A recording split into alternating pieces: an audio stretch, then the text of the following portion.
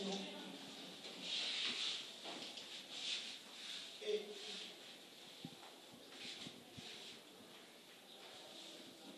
méthodologie. Donc, 2 points, et vous allez voir rapidement que ça va vous permettre, si vous êtes attentif, de gagner beaucoup de temps.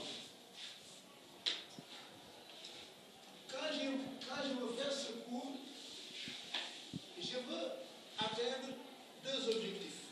Je veux qu'après avoir fait le cours, qu'il y ait un premier objectif, c'est-à-dire, beaucoup de gens pensent que la philosophie, c'est fait pour des personnes, des extraterrestres. Et on pense effectivement que la philosophie est inaccessible. On le considère comme un enseignement très compliqué. Alors que la philosophie est un enseignement très simple, comme les autres enseignements. Et donc le cours que je veux faire, l'initiation, c'est la vérité. Je veux élargir les frontières de la philosophie pour que la philosophie soit accessible. Qu'elle est devenue plus pure. Parce que c'est une matière qui diffuse les gens. Et dès qu'on parle de philosophie, c'est compliqué. Et elle est accessible à tout le monde. Ensuite, après ce cours, vous devez pouvoir répondre à 2 questions. À quoi sert la philosophie? Parce que vous allez vous demander, pourquoi on nous emmerde en nous enseignant la philosophie? Ah, ça sert à quoi? Ça, il faudrait que vous puissiez répondre à cette question. Et ensuite aussi, on vous parle beaucoup de ce qu'on appelle la réflexion philosophique. Après ce cours, vous devez comprendre la réflexion philosophique, c'est quoi? Pourquoi? Dès qu'on parle de philosophie, on parle de réflexion philosophique. Et là, vous allez comprendre ça. Donc, je vais partir avec un langage simple. Et je vais vous dire une chose, en philosophie, vous pouvez faire un excellent devoir sans citer une seule fois le nom d'un philosophe. Ce n'est pas parce que vous avez cité les noms de philosophes dans une copie que vous allez avoir de bonnes notes. Vous pouvez avoir un 14 ou un 15 sans citer une seule fois le nom d'un philosophe. Ça, il faut que vous le sachiez. Ce n'est pas forcément en citant les philosophes que vous allez faire un bon devoir. Et donc ceci, pourquoi je le dis, c'est en remontant les origines de la philosophie. La philosophie, ça part de constats très simples. Depuis la nuit des temps, dans toutes les sociétés humaines, on a vu des hommes très rapidement qui ont montré leurs différences par rapport aux autres. Ces hommes-là, soit dans leur comportement, soit dans leurs paroles, ils ont montré qu'ils étaient différents des autres. Et ça, vous pouvez le voir dans votre quartier. Il y a des personnes qui imposent le respect parce que ce sont des gens qui ont un bon sens. Et à chaque fois, on a besoin de leur conseil, de leur avis. Ça, c'est un constat que vous pouvez faire dans la vie de tous les jours. Et ceux qui ont été à l'origine de la philosophie aussi, ont fait comme vous ces constats-là. On s'est rendu compte que dans les sociétés humaines, il y a des gens qui ont un bon sens et qui ont un charisme. Un charisme, c'est-à-dire des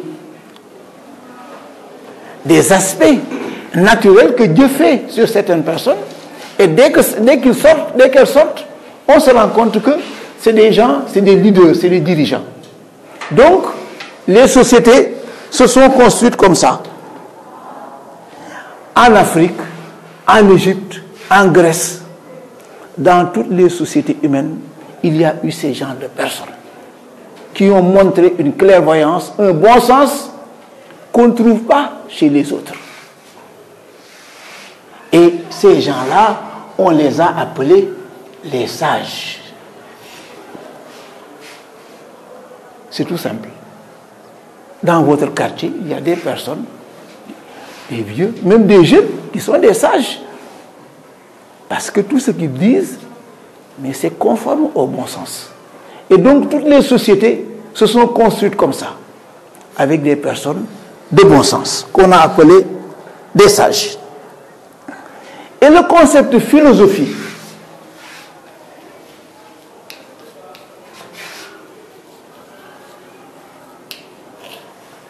tel que nous connaissons ce concept, c'est des personnes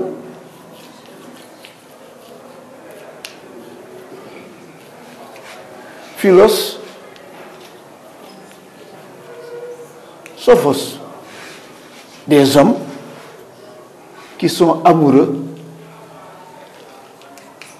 de Sophos, de la sagesse. Parce que ces paroles de ces personnes-là sont tellement importantes, sont tellement constructives pour la société, qu'on a besoin de recueillir à chaque fois ces paroles de ces personnes-là.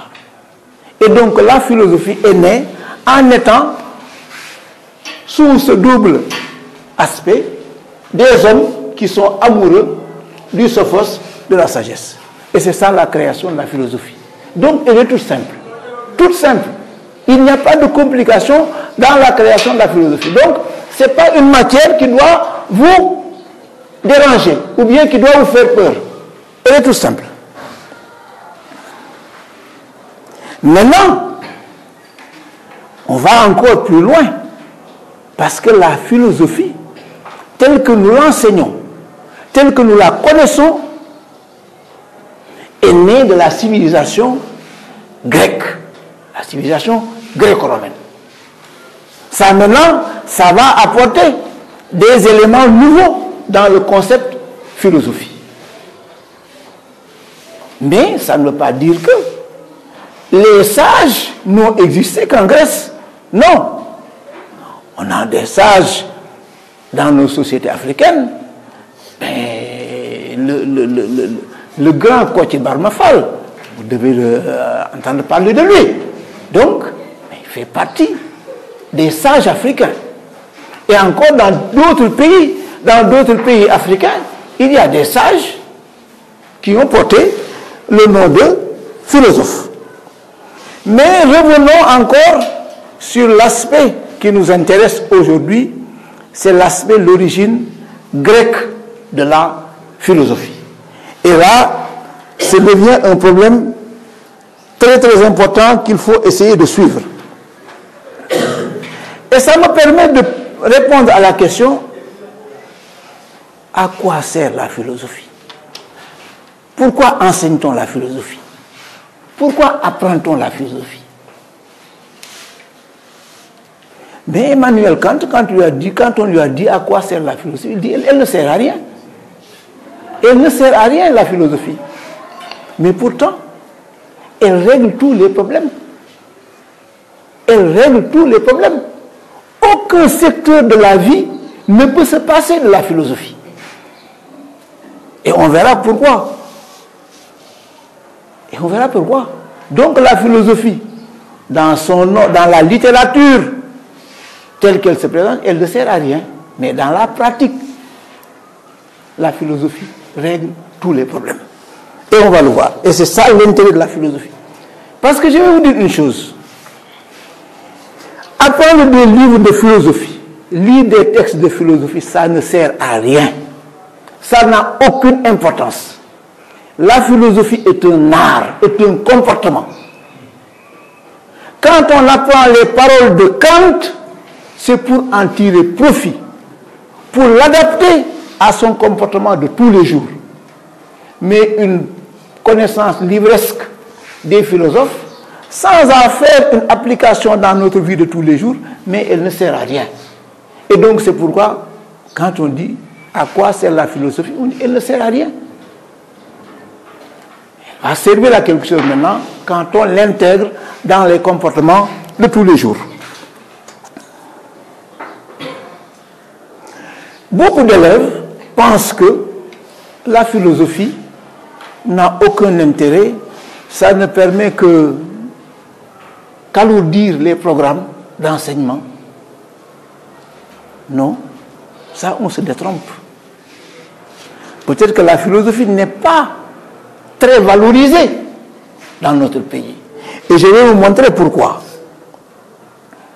Parce qu'aujourd'hui, on ne consacre dans l'enseignement qu'une heure de philosophie dans tout le cursus scolaire, en terminale. Donc en terminale, on ne commence la philosophie on ne commence la philosophie qu'en terminale. Et donc 3 heures, 6 heures, mais c'est trop peu pour tout l'intérêt que la philosophie revêt. Par contre, quand on va dans un pays comme la France, dans toutes les grandes écoles, là où on forme les cadres, l'ENA, l'École nationale d'administration, HEC, les hautes études commerciales, les grandes écoles en sciences sociales, dans toutes ces grandes écoles, mais la philosophie est valorisée. On sait que pour pouvoir être un bon dirigeant, il faut connaître, il faut être imbu des connaissances philosophiques. C'est maintenant à ce niveau qu'on va détromper l'idée qu'on se fait dans certains pays que la philosophie ne sert à rien, mais dans les pays développés, on se rend compte que rien ne peut se faire sans la philosophie. Il y a en France une école qu'on appelle l'école de la deuxième chance, mais dans cette école, ce sont des enfants qui sont vraiment au bord de la délinquance, qu'on recueille, mais on les rééduque uniquement à partir des enseignements de la philosophie. Donc ça montre que la philosophie est bien valorisée dans ces pays-là. Et donc on revient sur le fait que pour pouvoir bénéficier des enseignements de la philosophie, il faut considérer la philosophie comme un art de vivre, comme un comportement. Ça ne sert à rien. Ça ne sert à rien d'étudier les principes des grands philosophes si on ne les met pas en application. Donc la philosophie, elle est pragmatique. La philosophie, elle est pratique. Pour pouvoir tirer profit de la philosophie, mais il faut mettre en application les théories de la philosophie. Et on verra l'intérêt maintenant de la lecture en philosophie. En France, il y a aussi des personnes extrêmement importantes que l'on appelle les aumôniers.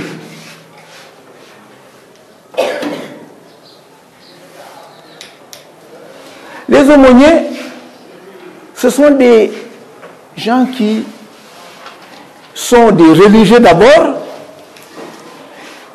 et ils sont dans l'armée, ils sont dans les hôpitaux, ils sont dans les prisons, ils sont partout où il y a la détresse humaine.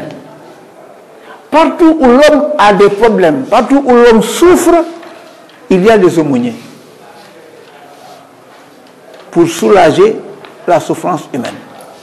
Mais les aumôniers, moi-même, je participe à la formation des aumôniers, mais les aumôniers, l'essentiel de leur formation, c'est la philosophie. C'est la philosophie. Parce que, comprenez, un militaire qui vient d'avoir une bombe et qui est amputé des 2 jambes, mais pour pouvoir le ramener à la vie, il faut vraiment travailler sur son mental. Et l'aumônier, c'est son travail de travailler sur le mental de ces soldats pour leur donner encore le goût de vivre. L'aumônier aussi, il se trouve dans les prisons. Quelqu'un qu'on a condamné à vie, qui n'a plus d'espoir, mais il faut pourtant essayer de le soulager, de lui enlever ses souffrances. Et c'est la philosophie qui permet aux aumôniers de pouvoir soulager ces prisonniers. Donc, mais je veux dire, c'est une philosophie pragmatique. On ne va pas réciter à ces gens-là, mais voilà ce qu'a dit Platon, ou bien voilà ce qu'a dit Nietzsche, non. On leur montre que les écrits de ces gens-là peuvent vous aider ici dans vos lits, dans votre souffrance. Et c'est ça le pragmatisme de la philosophie. Tant que la philosophie n'est pas pragmatique, elle ne sert à rien. Ça, il faut le mettre dans votre tête. Il y a aussi, dans toutes les entreprises, actuellement, en France, il y a des entreprises que l'on appelle, dans les entreprises, il y a un service important que l'on appelle le service recherche et développement. C'est un cadre qui réfléchit pour les grandes orientations de l'entreprise. Donc, si vous allez à EDF, là où on fait l'électricité en France, là où on fait le téléphone, tout ça, SNCF, des entreprises qui génèrent des milliards d'euros, mais il y a au bout du processus un jeune de 26 ans, 28 ans, chef du service de recherche et développement, qui réfléchit pour voir qu'est-ce qu'il faut faire pour développer l'entreprise. Et lui, il est formé en philosophie. C'est la philosophie qui lui permet de traiter ces questions-là. Donc, voilà la valorisation de la philosophie. La philosophie, donc, sert à faciliter la vie communautaire. Si la philosophie ne nous permet pas de rendre fluides nos relations avec nos prochains, mais elle ne sert à rien. La philosophie que vous apprenez, ça doit vous permettre de savoir que maintenant vous avez un plus. Parce que l'année prochaine, c'est ce qu'on souhaite, vous allez quitter vos foyers, vous allez à l'université. Mais qu'est-ce qui va vous aider? Vous devenez maintenant mature. Vous n'êtes plus sous la coupe de vos parents. Vous allez vous débrouiller pour chercher une chambre à la cité universitaire. Vous allez vous débrouiller pour manger. Et vous allez vous débrouiller à vivre avec vos camarades. Et donc, si vous ne tirez pas profit des enseignements que vous avez suivis en philosophie, mais vous avez perdu votre temps. Et donc, moi, mon cours, c'est de vous montrer que la philosophie, elle ne peut nous servir que quand on l'applique dans notre vie de tous les jours. Là, on vient sur un problème important, c'est l'origine grecque de la philosophie. Et ça, il faut vraiment suivre pour comprendre le processus. Parce que, pourquoi des hommes, il y a ce qu'on appelle, bon, je ne vais pas vous gaver l'esprit en vous parlant je laisse à M. Diatta le faire, des présocratiques et des socratiques, donc je vais me limiter tout simplement aux choses simples, parce que je veux rendre accessible la philosophie. Je ne veux pas compliquer la philosophie dans vos têtes. Et donc, l'homme de référence pour nous en philosophie, c'est Socrate. Avant Socrate, il y a les Thalès, Anaxagore, Anaximandre, bon, je ne vais pas. C'est des noms, c'est pas la peine. Il y a les présocratiques avant Socrate, mais ce qui nous intéresse, c'est vraiment la philosophie grecque à partir de Socrate. Et vous avez dans votre programme, l'apologie de l'apologie de Socrate, donc que je vais traiter avec vous, bien sûr. Donc ça, je pense que je pourrais faire ce travail-là. Bon, Socrate nous intéresse et vous allez voir maintenant qu'est-ce que la philosophie, comment la philosophie peut transformer un être humain.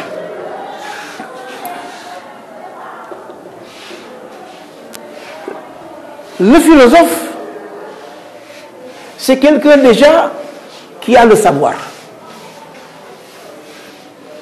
Le philosophe devait être xam-xam. Parce que quand on n'a pas le savoir, mais on ne peut pas être philosophe. C'est pas possible. Le philosophe, c'est quelqu'un qui a le courage. Parce que quand on a le savoir, on a la force de défendre ses idées.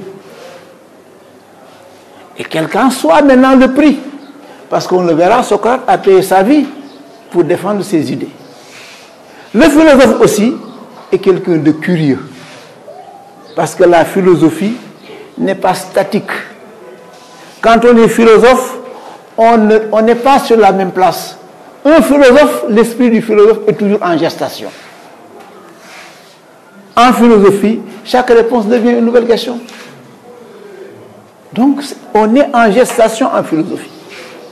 Donc, si bien que ces trois éléments-là, on va le voir en Socrate, dont la vie se situe entre 470 et 399. Et Socrate intéresse la philosophie parce que il a montré d'emblée, il a fait la différence entre un philosophe et l'homme du commun. Parce que pour lui, le philosophe, à les lumières du savoir, on ne peut pas le comparer à quelqu'un qui n'a pas ces lumières du savoir.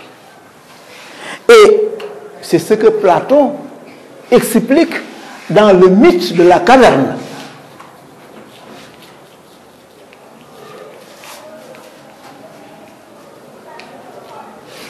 Dans le mythe de la caverne. Parce que on y reviendra, Platon et Xénophon, ce sont les deux disciples de Socrate qui ont fait connaître Socrate. Parce que Socrate, lui, en tant que tel, il n'a rien écrit. Est-ce qu'il savait lire même? Est-ce qu'il savait écrire? On n'en sait pas plus. Et on verra que ce qu'il sait peut-être, que c'est Dieu qui lui a inspiré cela. Parce que il n'y a rien qui nous prouve, qui nous montre effectivement que Socrate a étudié, comme l'a fait Thalès, comme l'a fait Pythagore. Mais on ne peut pas dire que Socrate, c'est comme le prophète Mahomet. On ne peut pas, il ne savait rien. Donc, si Mahomet était un lettré, mais on aurait dit que le Coran, c'est lui qui l'a imaginé. Mais tout le monde sait que Mahomet ne savait ni lire ni écrire. Et que donc le Coran ne pouvait venir que d'une inspiration divine. Socrate aussi lui, mais il ne savait, on ne peut pas dire, en tout cas, je peux défier quiconque. De toute façon, là où je suis au niveau de mes recherches, je sais que personne ne peut démontrer que Socrate a étudié. Non, pas le dire. Et que donc ce qu'il sait, ce qu'il a dit, mais ça ne peut venir que d'une inspiration divine. Et je vais le prouver tout à l'heure. Je vais le prouver tout à l'heure. Donc, Dieu met la lumière du savoir dans certaines têtes pour créer la différence entre les hommes. Et ça, il faut le prendre en repérage. C'est Dieu lui-même qui veut que la société progresse. Mais la lumière du savoir ne peut pas intégrer toutes les têtes. Il ne place la lumière du savoir que dans certaines têtes pour leur permettre d'éclairer les autres. Voilà. Et donc Socrate, c'est exactement ce qu'il a fait.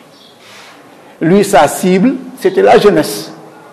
les Platons, les Xénophons, les Critons, les Charmides et tout. Donc c'était la jeunesse, lui, qui l'intéressait.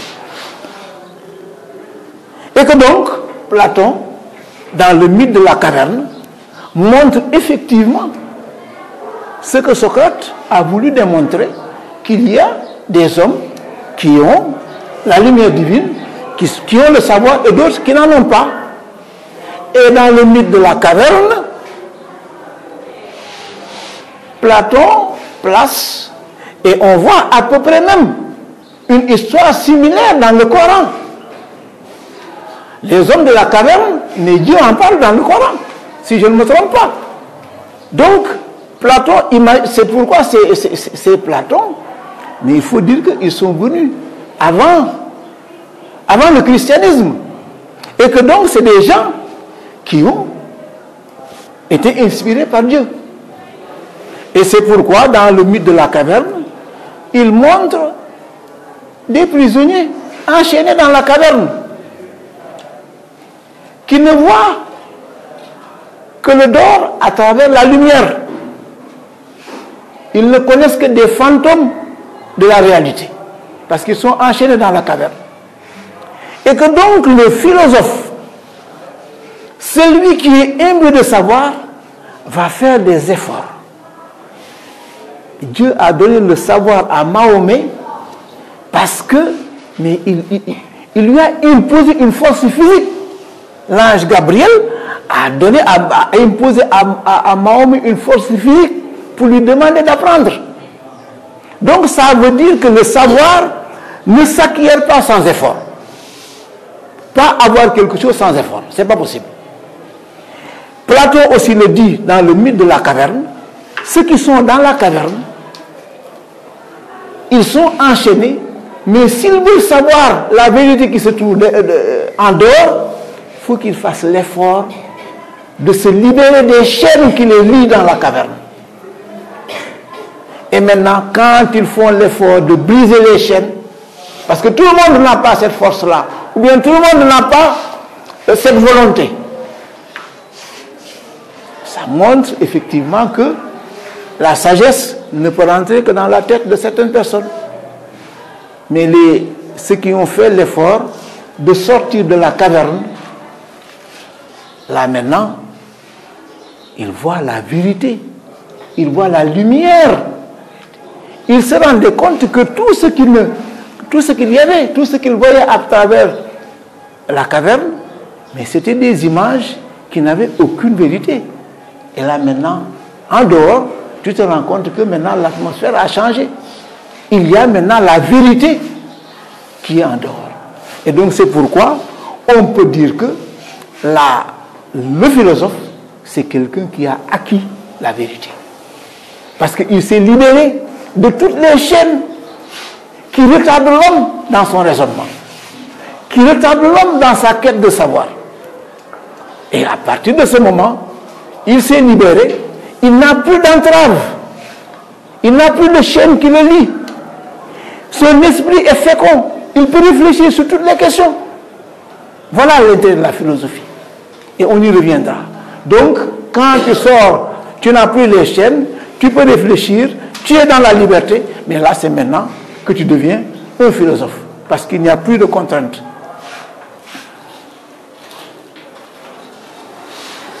Et on verra que Platon, dans la République, dit que maintenant, ce sont ces philosophes qui doivent diriger la cité.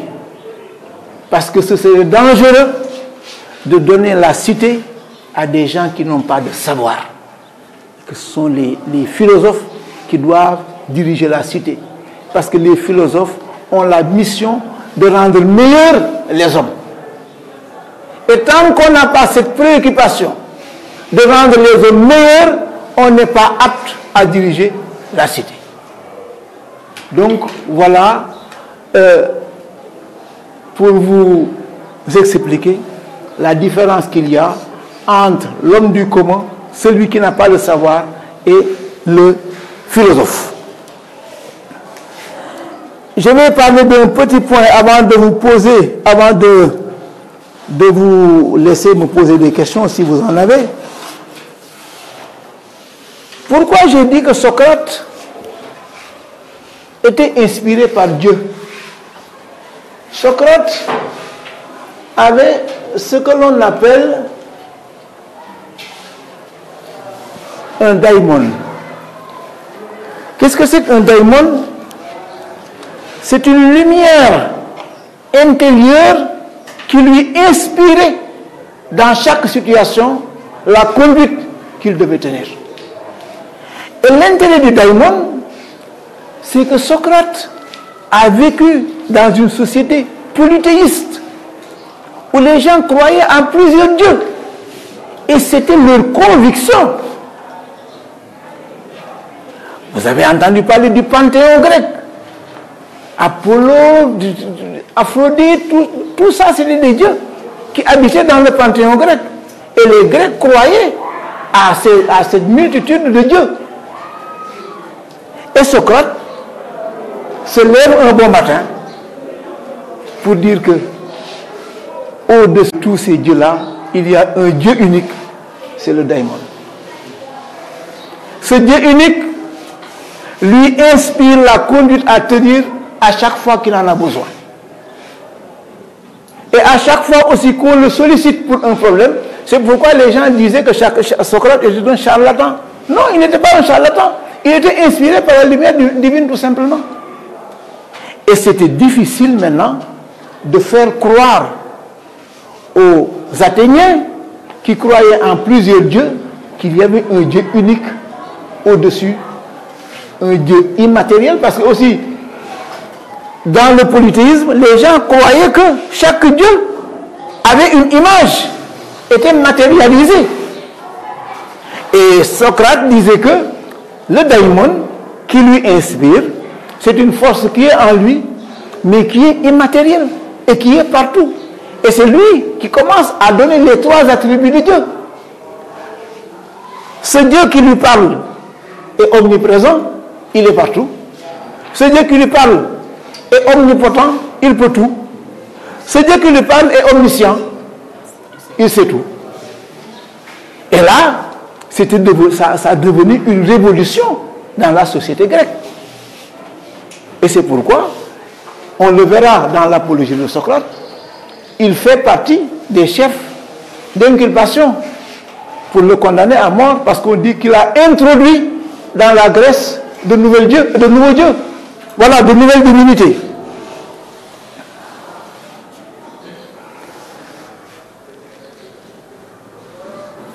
Donc, pour revenir sur la République de Platon, tout ce que Platon dit, c'est sur inspiration de son maître Socrate. Toutes les idées de Platon, presque à 90%, viennent de Socrate.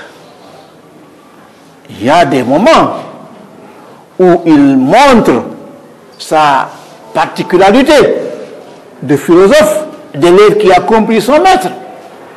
Mais il n'a jamais contredit, en tout cas, ce que son maître disait. Et c'est pourquoi, quand il dit que la cité doit être dirigée par les philosophes, on le verra, Socrate pense que Athènes n'a connu son déclin que lorsqu'on a institué la démocratie athénienne. C'est-à-dire quand les gens de basse culture, qui n'avaient aucune culture, ont accepté de diriger la cité. Et donc, voilà ce que Platon dit dans la République pour montrer effectivement comment il fallait sélectionner les dirigeants de la cité. Voilà ce qu'il dit dans la République, livre 6. Je le cite. « Après les avoir vus sortir de ces épreuves, aussi pures que l'or qui a passé le creuset, après nous être assurés qu'ils ont naturellement de l'éloignement pour les plaisirs des sens, de l'erreur pour le mensonge, qu'ils joignent la justesse de l'esprit à la noblesse des sentiments et la vivacité de l'imagination à la solidité du caractère, soyons plus attentifs que jamais à épier leur conduite et à suivre les progrès de leur éducation. Donc pour lui, ceux qui doivent diriger la cité doivent faire l'objet d'une attention particulière. Ils doivent être sélectionnés et on doit aussi les former. Parce qu'on ne peut pas diriger une cité sans avoir la formation. Donc avant de passer à la formation, mais je vous laisse faire une petite appréciation. Est-ce que vous arrivez à me suivre? Est-ce que c'est clair dans votre tête? Est-ce que vous avez des questions à poser? Alors moi, je voudrais poser, si vous me le permettez, Oui. une question concernant les aumôniers. Oui. Est-ce qu'ils ont été formés dans des écoles ou pas, les aumôniers? Ouais. Voilà, les aumôniers, c'est des gens qui travaillent dans l'administration, qui ont une certaine expérience. Bon. Et qui sont recrutés déjà par l'Église. Parce que c'est l'Église qui forme, qui gère les aumôniers. Et donc, tu vas t'inscrire à l'Église pour dire que je veux être aumônier. Bon, dans l'armée ou bien, voilà. Et que maintenant, quand tu t'inscris, la formation maintenant est assurée en milieu universitaire. Et donc, ils ont une année de formation pour être aumônier. Et donc, dans cette année de formation, je dis que les enseignements de la philosophie dominent en tout cas la formation des aumôniers. Et que donc, l'examen aussi final pour être aumônier, mais c'est assez compliqué. Et moi-même, je participe à la formation des aumôniers. Voilà.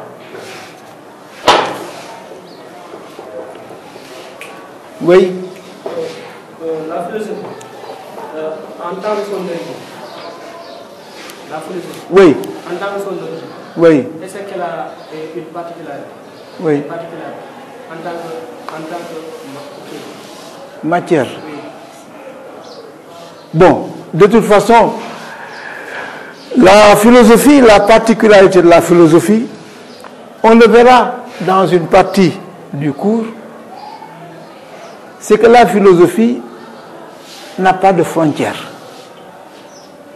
On ne peut pas être philosophe et avoir les mains liées. Un philosophe, c'est quelqu'un qui n'a pas de tabou, qui n'a pas de dogme. C'est pourquoi on dit que le philosophe est adogmatique. Et le philosophe n'accepte pas l'évidence. Il remet tout en question. Tout ce qu'on dit au philosophe, il peut le remettre en question. Donc, sur ce plan-là, mais la particularité de la philosophie, c'est la perpétuelle remise en question. En mathématiques, vous avez une formule et le fait, c'est terminé, c'est calé. Donc c'est pourquoi moi je trouve pertinent d'enseigner aux hommes carrés de la science en S, d'enseigner la philosophie. Parce que vous avez des formules carrées. Là, bon, en PC, en mathématiques, c'est comme ça, c'est comme ça. Alors qu'en philosophie, non. On remet tout en question. Tout est susceptible d'être remis en question. Voilà. Un philosophe, tu lui dis, c'est Dieu qui l'a dit. Il dit, mais est-ce que Dieu existe? Voilà. Voilà. Donc c'est ça. Un philosophe ne se contente jamais d'accepter sans se poser de questions. Donc, bon, mais ça a été prescrit par un médecin. Il dit, mais ce médecin-là, est-ce qu'il a fait une formation? Quand est-ce qu'il est sorti? Il se pose des questions. Il n'accepte pas. Il faut le convaincre. Il n'accepte pas. Parce que la vérité ne peut venir que d'un perpétuel questionnement. Celui qui ne pose pas de questions, celui qui ne se pose pas, ne s'interroge pas, n'est pas philosophe. Le philosophe se pose des questions.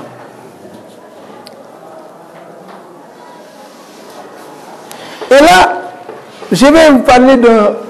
Pas d'autres questions? Oui. Est-ce que vous pouvez nous parler d'une personne qui a le daimon? Le daimon. Daimon, c'est pas une personne. Daimon, c'est Socrate qui disait qu'il a un daimon. C'est-à-dire une force en lui, une lumière intérieure qui est en lui, qui le suit partout, qui connaît tout. Voilà, qui est partout avec lui. Donc, mais c'est pour nous l'existence d'un Dieu, le Dieu auquel nous croyons. Parce que ce Dieu auquel nous croyons nous suit partout. Et parfois, quand on a besoin de connaître une conduite, mais on va vers des personnes inspirées par Dieu pour leur demander de faire le l'istikhara ou autre. Eh oui. Et ces personnes-là, nous donnent une orientation qui émane de Dieu. Mais avant ça, Socrate, lui, il disait qu'il a en lui cette lumière intérieure, c'est ce qu'il appelle le daimon. C'est un Dieu, une lumière en lui qui lui inspire une conduite à tenir. Et Socrate, avec ça, c'est le premier à créer ce qu'on appelle le monothéisme.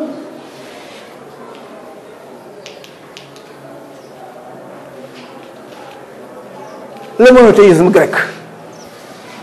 Parce que la Grèce est une société polythéiste, mais de manière extraordinaire.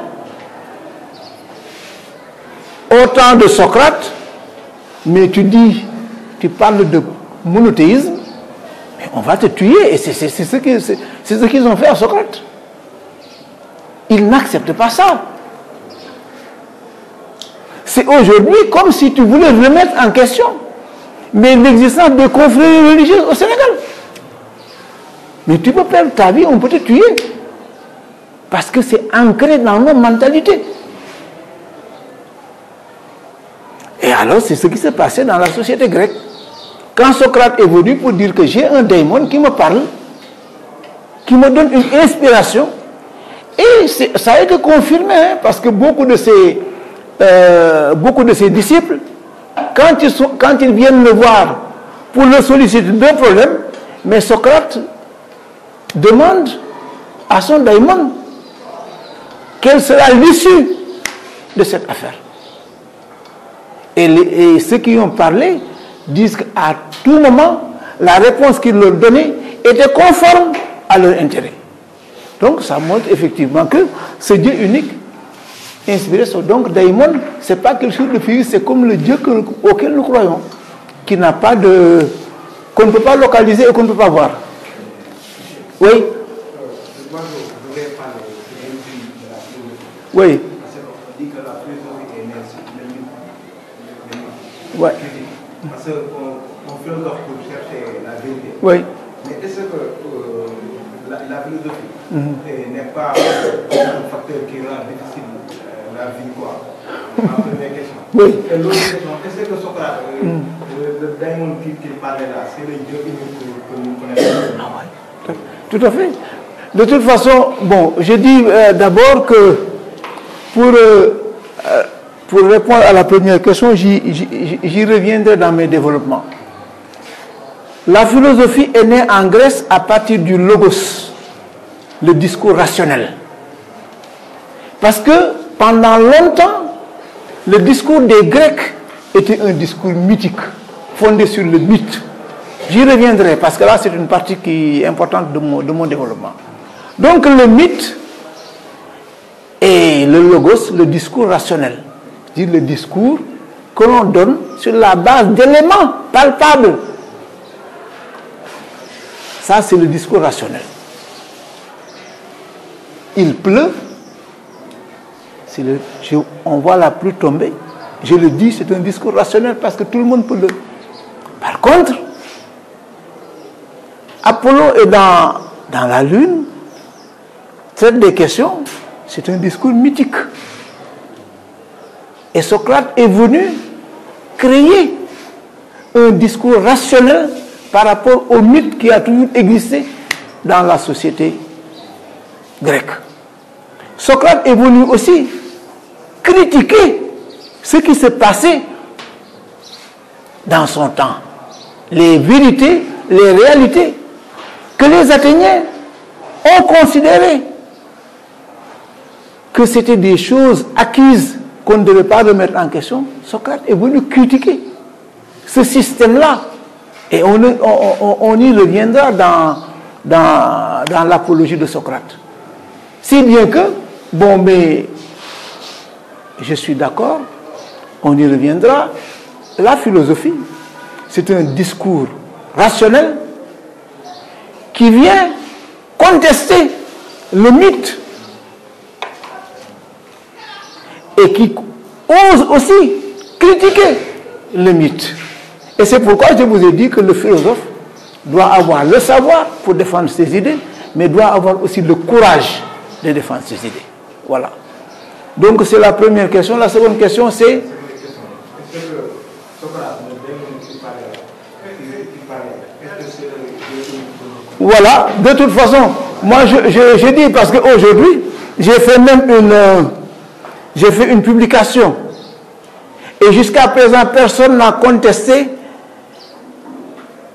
les conclusions auxquelles j'ai abouti, que Socrate, effectivement, peut être considéré comme un prophète. Et ça m'a fait plaisir de voir un éminent savant comme Cheikh Ahmed Tidiane Sy Al Maktoum, qui parlait dans un de ses sermons que Socrate était un prophète. Ça, je crois que c'est la vérité. Et jusqu'à présent, on ne peut pas contester ce que j'ai dit. Parce qu'à partir d'éléments, et je vais traiter avec vous le travail que j'ai fait, à partir d'éléments, j'ai pu montrer effectivement que Socrate est un prophète. Et donc, avant l'arrivée de ces prophètes, mais Dieu a donné le savoir à ces philosophes, à ces savants, pour leur montrer effectivement que, mais on va vers le monothéisme. Et Socrate était un précurseur du monothéisme avec son daimon. Il commençait à éclairer les hommes que le polythéisme, c'est un mythe, ça n'a pas de fondement. Et que la vérité, le logos, le discours rationnel, c'est vraiment le Dieu unique. Et donc c'est pourquoi il est à l'origine de ce qu'on appelle le monothéisme grec.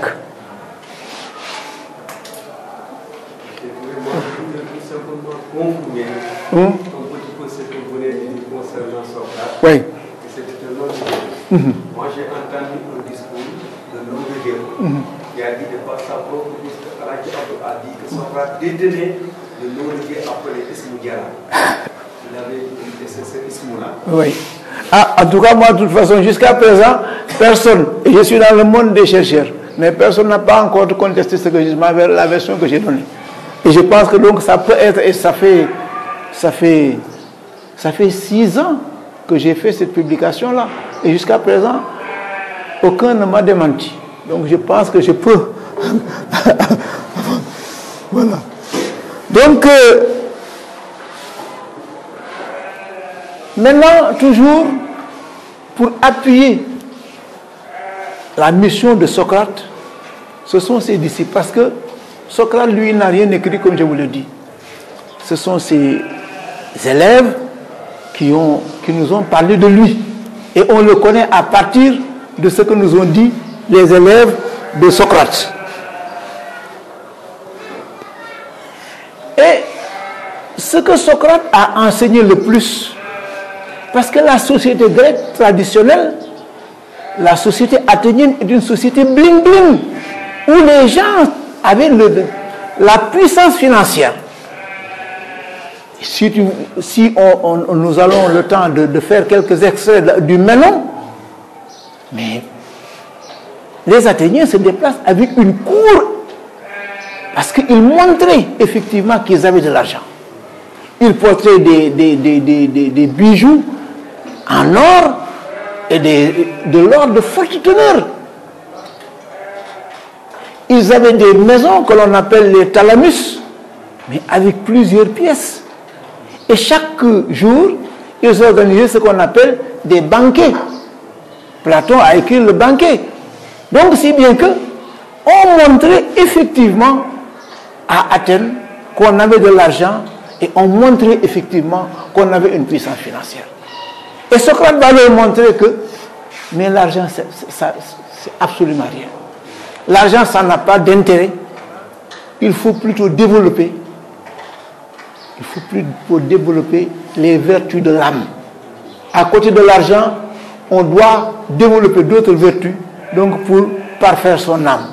Et que donc lui, il vient contester complètement le mythe, encore on y revient, le mythe de l'argent qu'on exhibait dans la société. Il dit que non, parce que le Dieu unique m'inspire qu'à côté de l'argent, il y a une valeur morale qui est supérieure à l'argent. Et ça aussi, c'est devenu une révolution dans la société athénienne. Et c'est pourquoi Platon dira à demi-mot comme ça dans la République que ne peut diriger la cité que celui qui ose dire non aux biens terrestres. Tant qu'on est esclave des biens terrestres, on ne peut pas diriger la cité. Et aujourd'hui, si vous voyez, nos sociétés, nos États n'avancent pas. Parce que ceux qui dirigent, mais ce sont des gens qui veulent de l'argent, qui veulent gagner de l'argent, qui veulent s'enrichir. Et donc, à ce niveau, Platon dit que ces gens-là ne peuvent pas diriger la cité. Quand on a besoin d'argent, on ne peut pas diriger la cité. Pour diriger la cité, il faut être au-dessus des biens terrestres, des biens de ce monde-là. Et il dit que, pourquoi le philosophe se met au-dessus des biens terrestres? Parce qu'il dit que le Dieu suprême, le daimon de Socrate, a donné au philosophe une lumière qui fait qu'il n'a plus besoin de l'argent de ce bas monde. Parce que quand on a la lumière divine, mais on est tellement heureux, on est tellement imbu d'une satisfaction intérieure qui fait que, mais on n'a plus besoin des biens de ce bas monde. La lumière divine suffit à nourrir l'âme de la personne. Et quand l'âme est nourrie par la lumière divine, mais cette âme-là n'a plus besoin d'aller tirer 1000 francs ou 2000 francs, elle n'en a plus besoin. Donc voilà si bien que c'est pourquoi,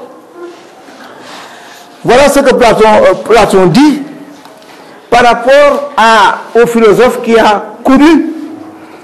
Il dit que non, une âme qui, parvenue à cette grande élévation, a une fois éprouvé les émotions, les élancements, les transports qui excitent la vue du bien suprême. Tu commences à avoir tous les bienfaits qui excitent la vue du bien suprême. Le bien suprême, Dieu, quand il te donne une partie de ce, tu n'as plus besoin d'autre chose. Cette âme ne daignera pas revenir partager nos travaux et nos honneurs. Ou si elle descend parmi nous, qu'avant d'être familiarisée avec nos ténèbres, elle soit forcée de s'expliquer sur la justice devant les hommes, qui n'en connaissent que le fantôme. Ces principes nouveaux paraîtront si bizarres, si dangereux, qu'on finira par rire de sa folie ou la punir de sa témérité. Et ça me plaît ce passage. Parce qu'il dit que une âme qui connaît la lumière divine n'a plus besoin de venir diriger cette cité-là. On dirige la cité pourquoi? Pour avoir de l'argent. Le philosophe n'a plus besoin d'argent. Il n'a pas besoin d'argent. Il vit avec la lumière divine. Dans la cité, la justice n'existe pas. Lui, il connaît la justice divine. Il ne veut plus trancher cette justice terrestre faite par les hommes, le philosophe n'en a plus besoin. Parce que lui, il voit la justice divine, la justice par excellence. Et c'est pourquoi le philosophe, il n'a plus besoin de venir diriger la cité. Et là maintenant, Platon dit que s'il n'a plus besoin de venir diriger la cité maintenant, pourtant, il faut le contraindre. Il faut le contraindre parce que c'est lui seul qui peut sauver la cité. Il dit que naturellement, le philosophe n'a plus besoin de venir diriger la cité parce qu'il goûte. Il est nourri de la sève divine. Il n'a plus besoin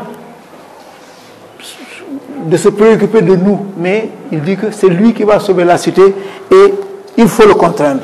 Et voilà ce que Platon dit sur le philosophe pour le contraindre à vous dire. Pendant qu'étroitement unis avec le bien suprême, que vivant d'une vie véritable, ils oublieront toute la nature. La République qui a des droits sur leurs vertus les rappellera pour leur confier des emplois militaires et d'autres fonctions, convenables à leur âge.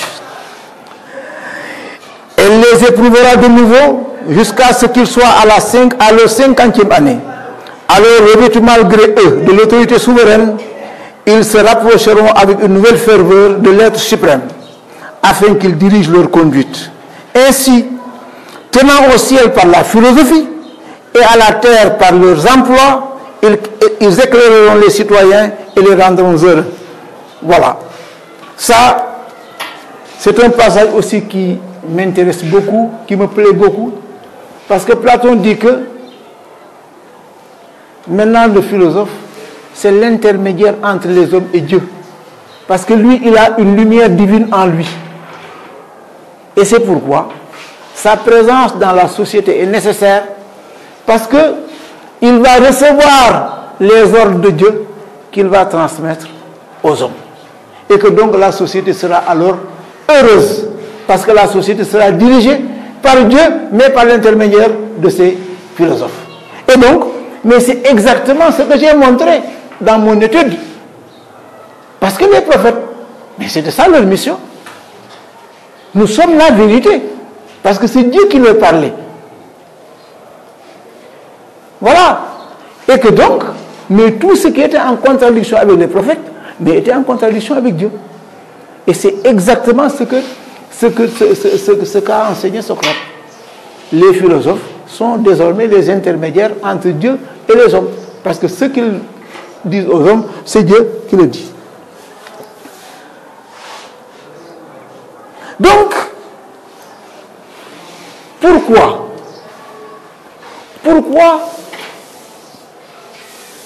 un philosophe comme Socrate, je vous ai dit que c'est la base de notre étude sur l'origine grecque de la philosophie, c'est Socrate qui est notre référence. Pourquoi Socrate dérangeait les Grecs? D'abord par sa méthode, la maïotique socratique. Socrate, et encore une fois, je vous dis que la philosophie, c'est une observation, c'est un comportement.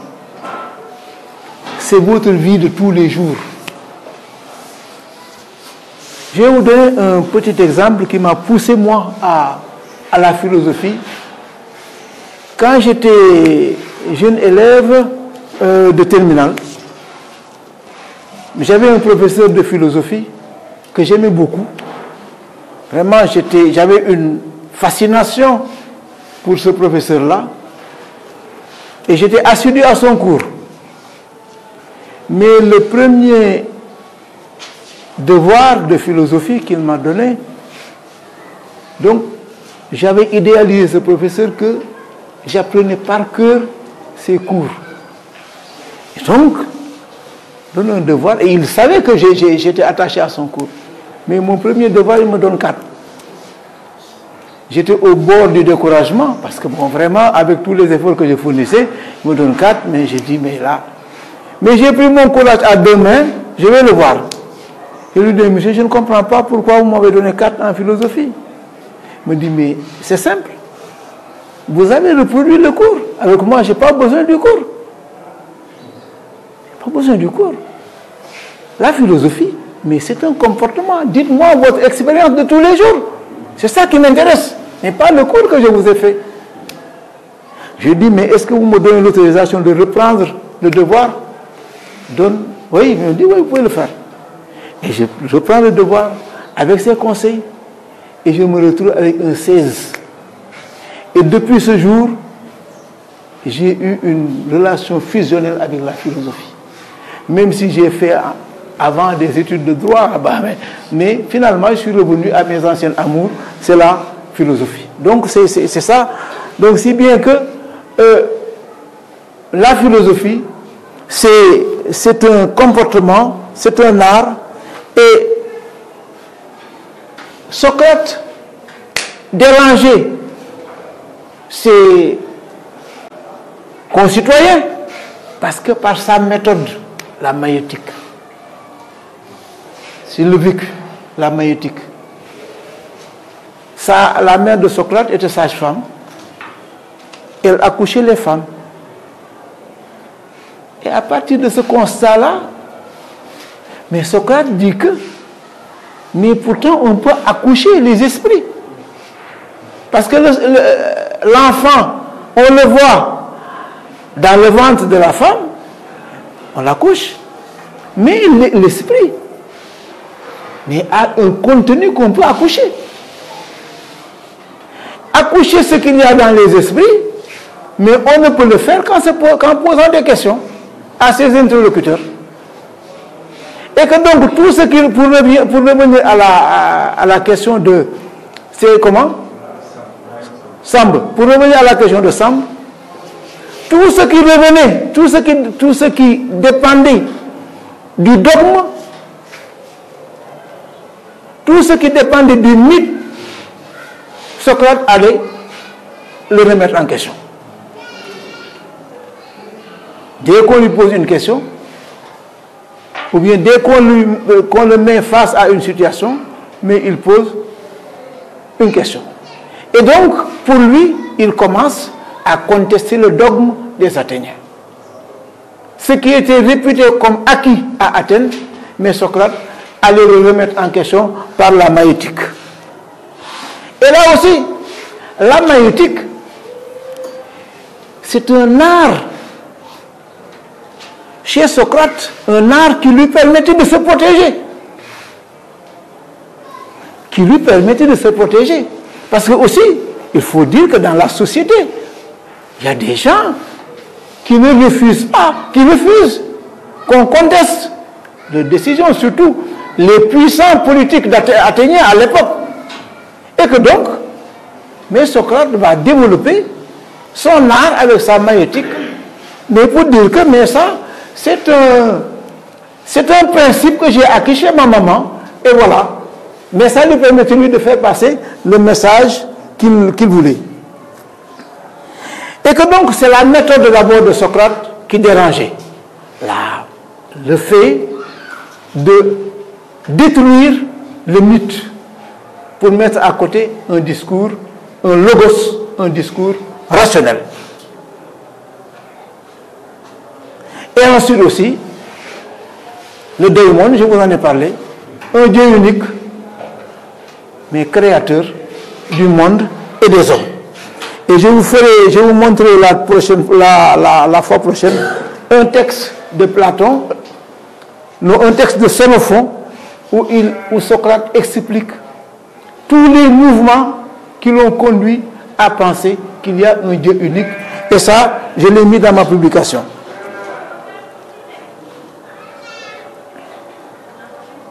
Donc c'est le démon qui a fait que Socrate a été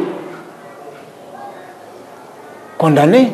C'est un chef d'accusation. Donc l'introduction de divinités nouvelles. Et ensuite aussi, Socrate va encore déranger les Athéniens, on y reviendra. en valorisant l'esclave. Ça, il le dit dans le Ménon. Tous ceux qui étaient là-bas en train d'assister, dans sa théorie de la réminiscence, tous les grands qui étaient là-bas n'ont pas pu résoudre l'équation. Et Socrate dit à l'esclave, mais il faut répondre, il faut trouver la solution à ce problème. Et l'esclave va trouver la solution à ce problème-là. Devant tous les grands qui étaient hébétés. Et il valorise l'esclave. Il montre effectivement que l'égalité parmi les hommes. Et ça, les prophètes l'ont enseigné. Donc ça fait partie aussi des éléments qui me permettent de penser que Socrate était un prophète. Ça, on y reviendra, hein. J'y passe rapidement. Ensuite, la valorisation de la femme. Dans la société grecque, la femme n'avait pas de statut, l'esclave n'avait pas de statut, l'étranger n'avait pas de statut. Un grand stratège athénien appelé Périclès avait une femme, Aspasie, qui connaissait beaucoup la philosophie. Et Socrate a montré que Aspasie était supérieure à tous les hommes qui étaient là-bas dans la contrée. Et ça, c'était un crime pour la société athénienne de dire que l'esclave, la femme, devait être placée devant les hommes. Il dit que le seul critère valable pour différencier les hommes, c'est la connaissance, c'est ce qu'il y a dans la tête. Et là, encore une fois, il dérangeait par ces principes-là.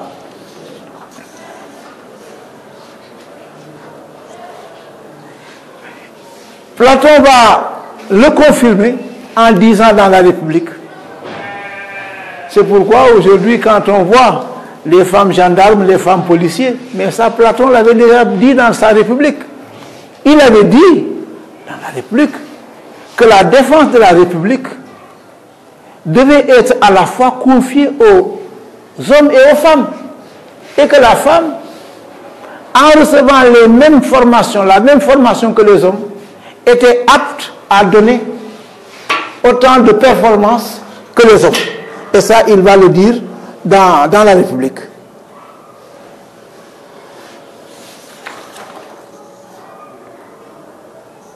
Et donc, je vais aller rapidement. Tous ces enseignements-là de Socrate vont constituer un corps de doctrine, c'est-à-dire un cadre de référence, là où on va puiser pour défendre ses arguments.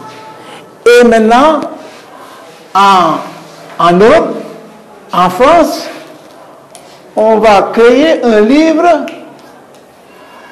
encyclopédie par Rousseau a écrit, Diderot, d'Alembert, Voltaire, ils ont tous écrit dans l'encyclopédie. C'est un dictionnaire où on a rassemblé toutes les connaissances qui pouvaient servir à l'homme à l'époque. Et l'encyclopédie a joué un rôle extrêmement important dans la révolution de 1789. Parce que c'est cette révolution-là qui a renversé en France la royauté et pour installer définitivement la République.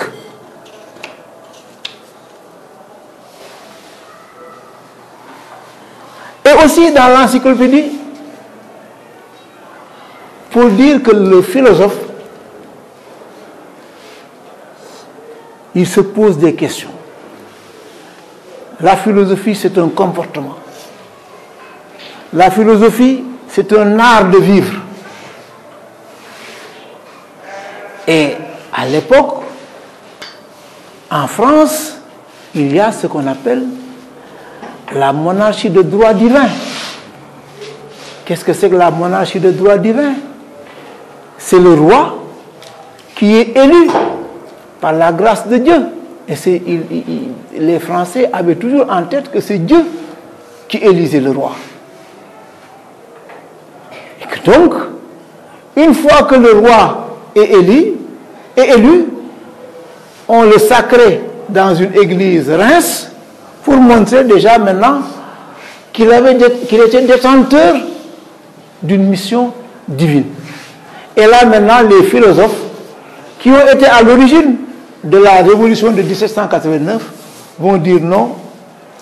Et voilà ce que Diderot dit dans l'encyclopédie, parce que je vous ai dit que l'encyclopédie a été constituée à partir des idées de Platon, à partir des idées de Xénophon, à partir des enseignements des grands philosophes grecs. C'est leur idée qu'on trouve dans l'encyclopédie. Et ils ont pu trouver dans leurs idées le prétexte à critiquer leur société. En particulier la théocratie, donc le fait que Dieu c'est Dieu qui élise les rois. Et voilà ce que Diderot dit. Nul homme n'a reçu de Dieu le pouvoir de gouverner les autres. La seule légitimité du pouvoir doit venir du consentement des hommes. Les honneurs et les privilèges attachés au pouvoir ne doivent être distribués qu'en fonction du mérite personnel. Ça a été aussi une bombe dans la société française de l'époque. Quand on pensait que c'est Dieu qui élisait le roi, que nul homme n'a reçu de Dieu le pouvoir de diriger les autres. Seul le consentement des hommes peut légitimer un pouvoir.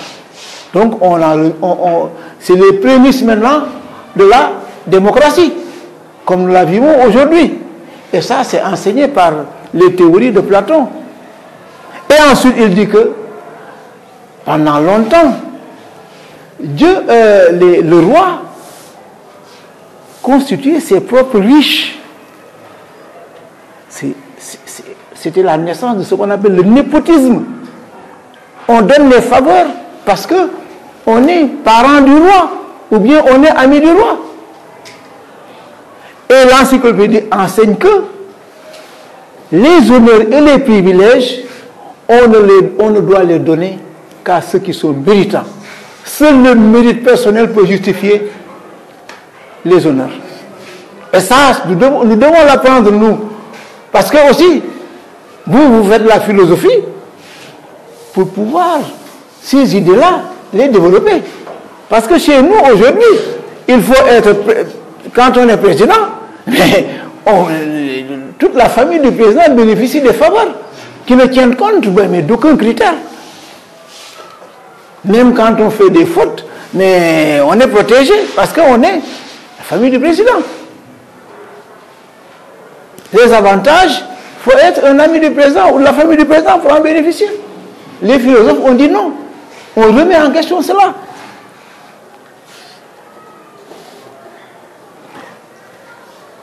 Donc si bien que sur ce plan-là, voilà à peu près ce qu'il faut retenir de la philosophie, de son origine et de la réflexion philosophique. Et je vais terminer par vous donner une méthodologie. Et ne vous inquiétez pas, j'en ferai un document que je vous distribuerai. Parce que quand même, je voudrais que tous les élèves en TS aient la moyenne en philosophie. Ça, c'est ma mission. Je vais essayer vraiment de tout faire pour vous donner ce qu'il faut pour être préparé. Qu'est-ce que vous devez retenir de ce cours que je dois faire, que je viens de faire? La première, ce que vous devez retenir en priorité, c'est que la philosophie est un discours rationnel qui est différent du mythe. Ça, il faut le retenir. Ensuite, le philosophe est adogmatique. Chez le philosophe, il n'y a pas de dogme. Tous les sujets peuvent faire l'objet d'une remise en question. Première chose. Être philosophe, deuxième chose qu'il faut reconnaître, qu'il faut retenir, c'est avoir le savoir. Il faut avoir quelque chose dans la tête. Parce que quand on veut défendre des idées, mais il faut avoir quelque chose dans la tête. Mais aussi avoir le courage de défendre ses idées. Ça, être philosophe, c'est avoir le courage de défendre ses idées. Quand on n'a pas le courage de défendre ses idées, au prix de sa vie, on n'est pas philosophe. Soumettez Rengadao, tu n'es pas philosophe. Le philosophe, il va jusqu'au bout de sa logique. Parce que le philosophe, tout ce qui l'intéresse, c'est que le peuple quitte les ténèbres de l'ignorance. Parce que le philosophe a horreur de l'ignorance. Il veut que le peuple quitte les ténèbres de l'ignorance. Il veut que le peuple, qu'il y ait le maximum de personnes qui quittent la caverne. Ça, c'est ça la mission du philosophe. Parce que toutes ces personnes qui sont enchaînées dans la caverne, c'est des personnes qu'on pouvait valoriser dans la société. Et donc le philosophe veut tout faire pour que ces gens quittent la caverne pour venir vers la vérité.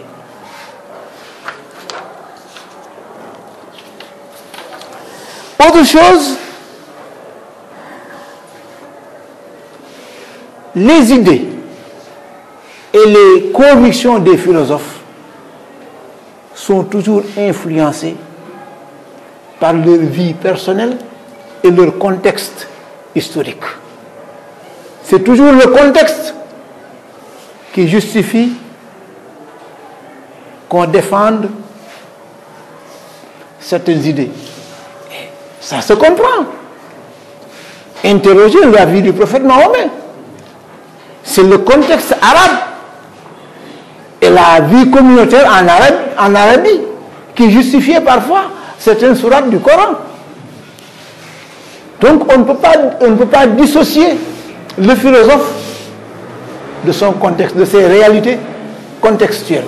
Ça influence le philosophe. Et on le verra avec un philosophe, bon, peut-être comme Rousseau.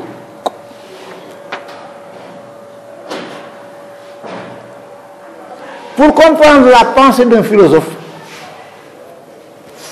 le contexte dans lequel il a vécu est extrêmement important. Il faut savoir le contexte. Mais si vous n'avez pas le contexte, il faut lire entre les lignes. Il faut lire entre les lignes. Parce que vous ne pouvez pas interpréter la pensée d'un philosophe tant que vous ne lisez pas entre les lignes, pour savoir ce qu'il a voulu dire. Voilà, ça, il faut vraiment que vous l'ayez en référence.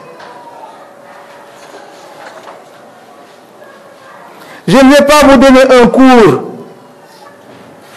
de rédaction en philosophie, mais je vous donne quelques conseils. Parce que peut-être, après mon second cours, je vous ferai une petite évaluation de 2 heures, bon, pour tester un peu vos aptitudes philosophiques. Quand on fait un exercice de philosophie, il faut écrire lisiblement. Ça, c'est le premier conseil que je vous donne. Parce que les yeux d'un correcteur se fatiguent très vite. Très vite. Donc, il faut écrire lisiblement. Il faut éviter le style télégraphique que vous mettez dans les WhatsApp, que vous mettez dans les... je suis, on met J et un 8, ça, c'est pas bon. Voilà, et suite. Donc, quand on écrit, pour son avenir, il faut écrire lisiblement, sans mettre des abréviations. Il faut respecter la grammaire. Sujet, verbe, complément, un point. Il faut respecter aussi la ponctuation. Quand on place mal une virgule, ça peut changer tout le sens de la phrase. Et ne mettez jamais de ponctuation quand ce n'est pas nécessaire. Quand ce n'est pas nécessaire. Ne faites pas du remplissage en philosophie. Parce que en philosophie, mais ce qu'il y a dans vos têtes, c'est ce que je veux savoir. Là, mon nez, c'est un bop. Là, on sur un sujet. C'est ça que je veux savoir, moi. Donc, mais ne me mettez pas des abréviations.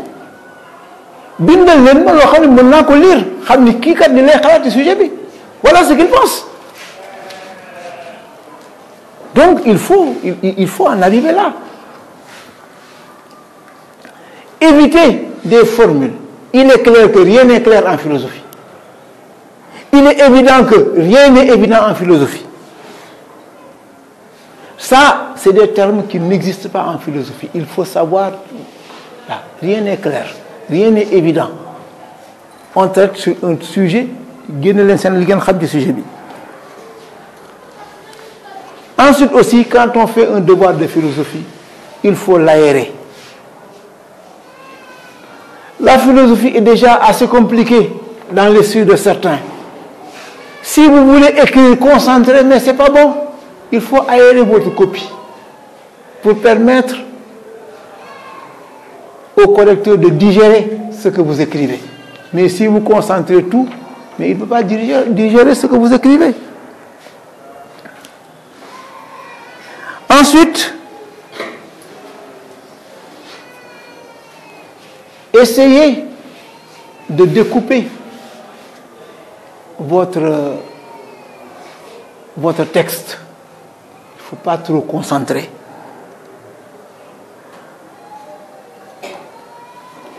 Évitez les sous-entendus.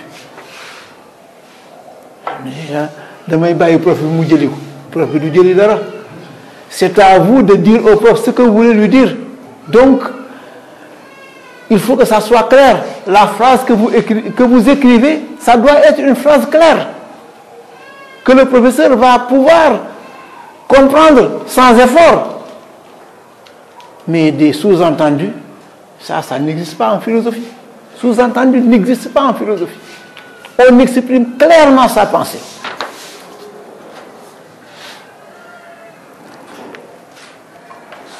Ensuite, dernier point, c'est le côté le plus important en communication. Je comprends ce que j'ai écrit, mais est-ce que celui qui me lit comprend ce que j'ai écrit? Ça, il faut toujours poser cette question-là. Mais est-ce que qui peut lire ça, tant que vous ne posez pas cette question, trouvez-vous la réponse? Voilà, ce que j'ai écrit, celui qui me lit va le comprendre. Et là, il n'y a aucun problème. Vous êtes sur la bonne voie. Et donc, pour terminer, je vais vous donner un sujet de réflexion de la part d'un Africain, Djibril Tamsir Niane, dans Sundiata. Il a écrit « Dieu a ses mystères que personne ne peut percer. Tu seras roi, tu n'y peux rien.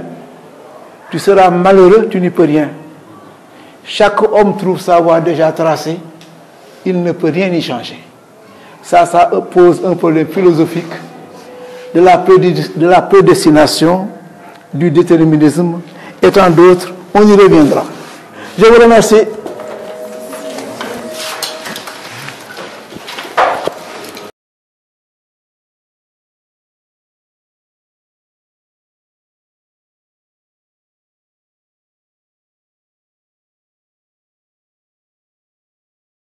Bienvenue sur Dabakh FM TV. N'oubliez pas de vous abonner et activer la cloche de notification.